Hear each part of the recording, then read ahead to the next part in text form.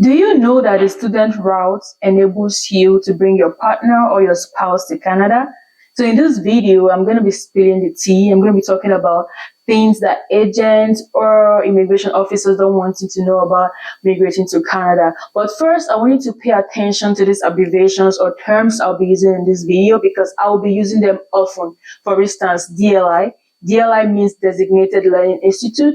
We have POF, Proof of Fund, IRCC, Immigration, Refugees, and Citizenship Canada. So when you hear me talk about IRCC, you know what I'm talking about. DLI, POF, you know what I'm also talking about.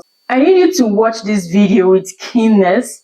Grab your paper and pen, as this is the only video you will need. This is the only information you need in respect to proof of fund and so on. Yeah, we late, but this shit's fantastic. For the ages, feels like it's magic. Hear the clock been haunting my dreams. It's been ticking for hours, ticking for hours. Yeah, I feel so old. Gotta waste no time, gotta wait in line, and the weather's so cold.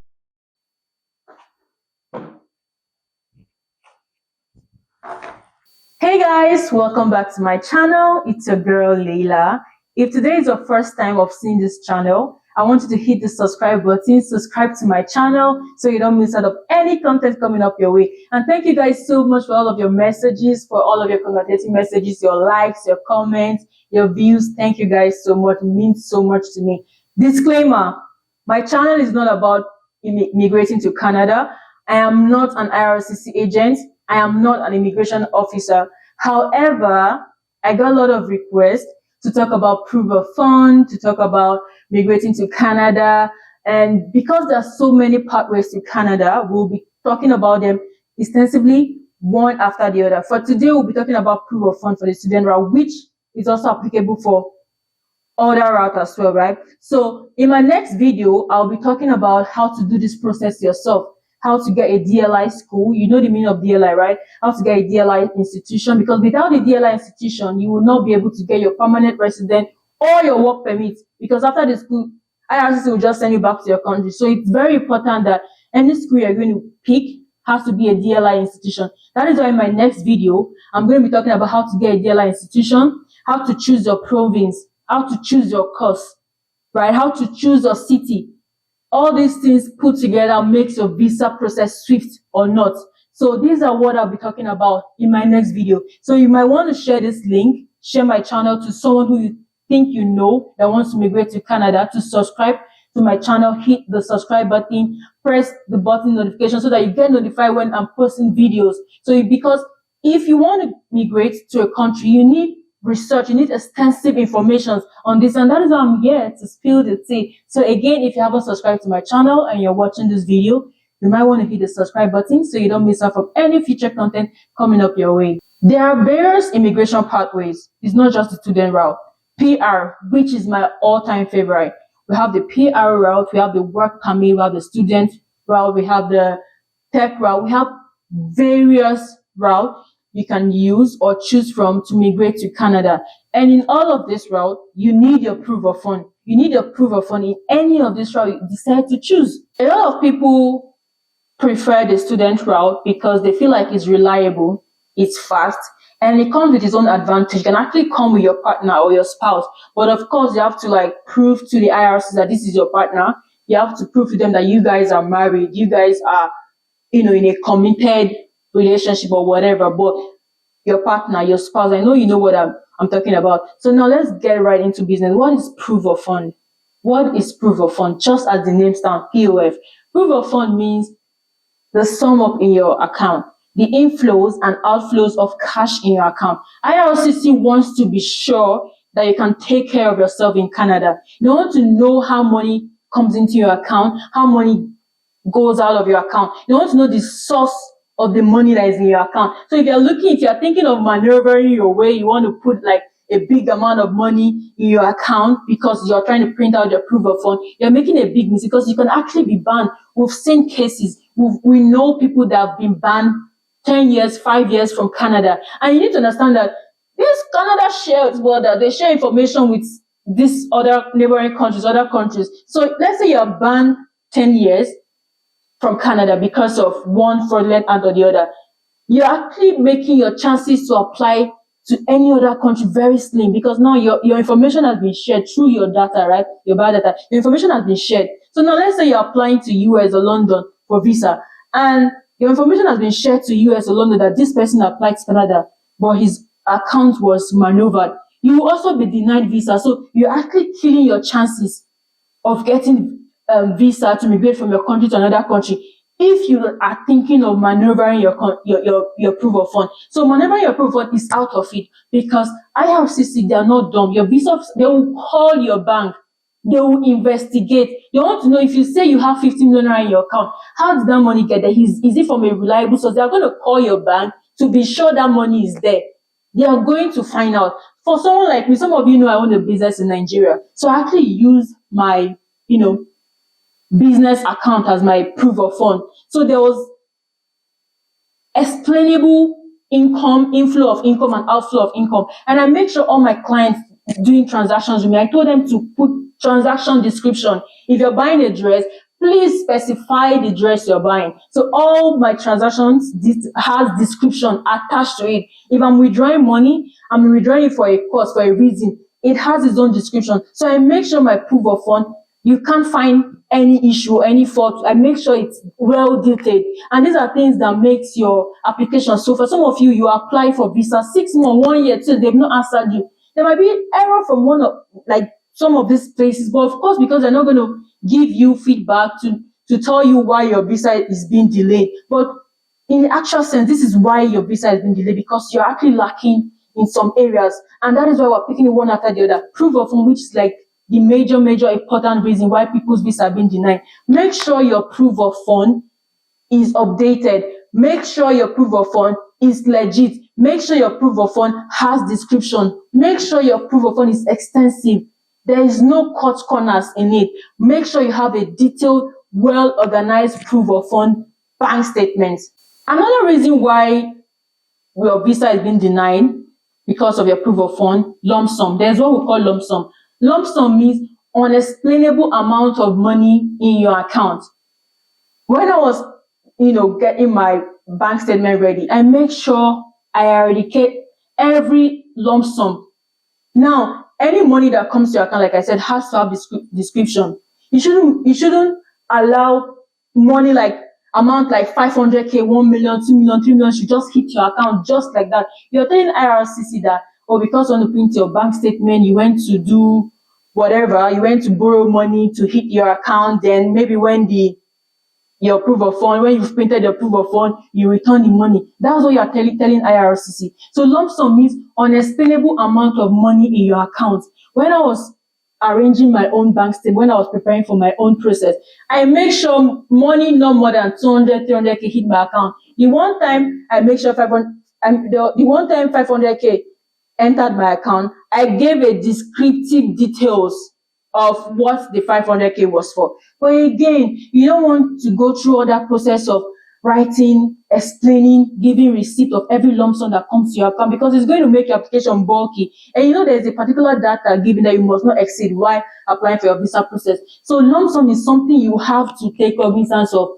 You shouldn't allow lump sum hit your account, especially when you want to use that account for proof of fund. Unexplainable amount of money should not hit your account. 1 million. Don't go and borrow 500K, 1 million, 2 million, 5 million, and hit your. Don't go and put those money in your account because on the print bank statement, you are going to be denied visa, because that is lump sum, unexplainable amount of money. Now you can also use, aside using your business account, you can also use your work account, the bank account where your organization, wherever you're working, they pay money into. You can also use that. You can also use sponsors. By sponsors, I'm talking about direct link.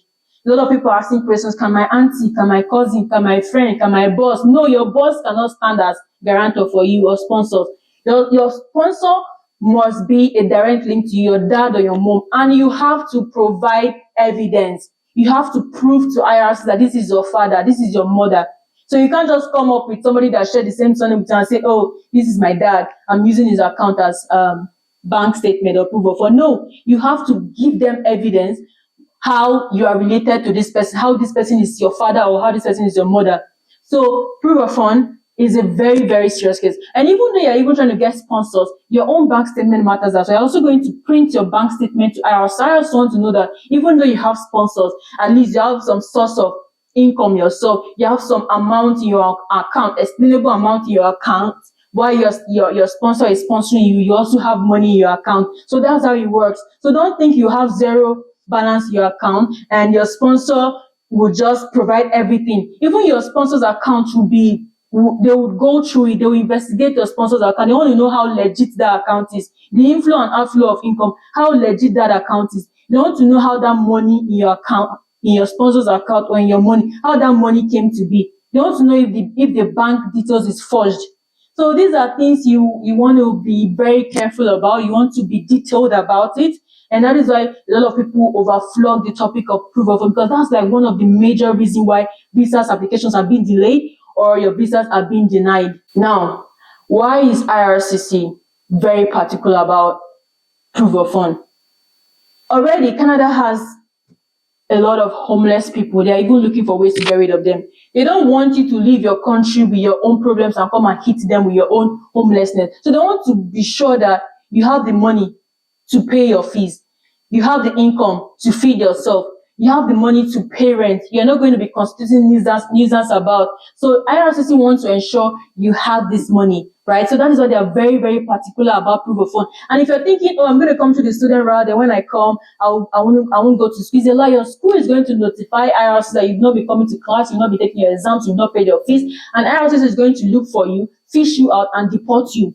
I don't know if you get what I'm saying. So if you're coming to the student route, you have to complete the school. You have to finish up. That is how you get your work permit. And if you're thinking, okay, when I come, I'll just be working low-key. No, everybody in Canada has that same. Most organizations or employers pay, not even most, literally all. They pay salary or they pay your wages, whatever, through your SIN.